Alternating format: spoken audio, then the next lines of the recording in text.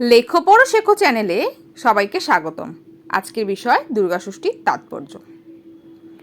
নবরাত্রি ও দুর্গাপূজা উৎসব আমরা পরপর পালন করে থাকি। দুর্গাপূজা নবরাত্রির ষষ্ঠ দিনে শুরু হয় এবং এই দিনটিকে দুর্গাষষ্ঠী বা মহাষষ্ঠী বলা হয়। এই দিনে দেবী দুর্গা কৈলাসের যাত্রা শেষ করে মর্তে আগমন করেন। ষষ্ঠী পূজার কিছু আকর্ষণীয় ধর্মীয় আচার রয়েছে।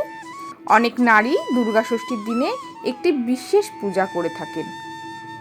দুর্গাপূজার ধর্মানুষ্ঠান ষষ্ঠী হল কোনো চান্দ্র মাসের ষষ্ঠ দিন। এই দিন বংশধরদের কল্যাণে কামনায় নিবেদিত করা হয়। মায়েরা দুর্গাপূজার সময় তাদের সন্তানদের জন্য ষষ্ঠী পুজো করে থাকেন। যদিও ষষ্ঠী প্রতি মাসে একবার আসে, তবুও কোনো কোনো ষষ্ঠী বেশ গুরুত্বপূর্ণ। উদাহরণস্বরূপ নীল ষষ্ঠীর দিনে সন্তানের কল্যাণের জন্য শিব ঠাকুরকে পুজো করা হয়ে থাকে।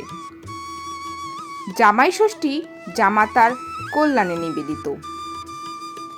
একইভাবে দুর্গা ষষ্ঠী মায়েদের কাছে একটি বিশেষ দিন, যেদিন তারা সন্তানের কল্যাণের জন্য প্রার্থনা করে থাকেন।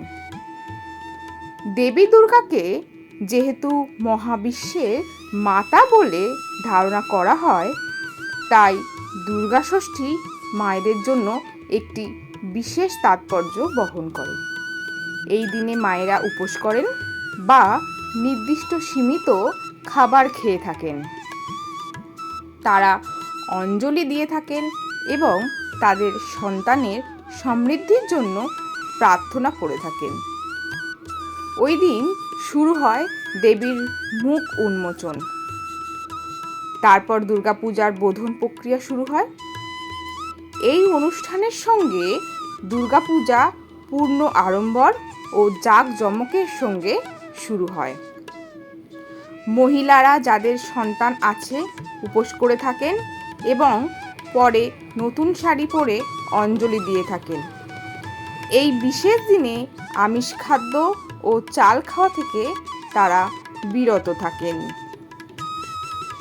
আমার ভিডিওটি ভালো লাগলে আপনাদের কাছে একটি অনুরোধ, আমার পাশে থাকতে সাথে থাকতে চ্যানেলটি সাবস্ক্রাইব করুন, আমাকে এগিয়ে যেতে সাহায্য করুন।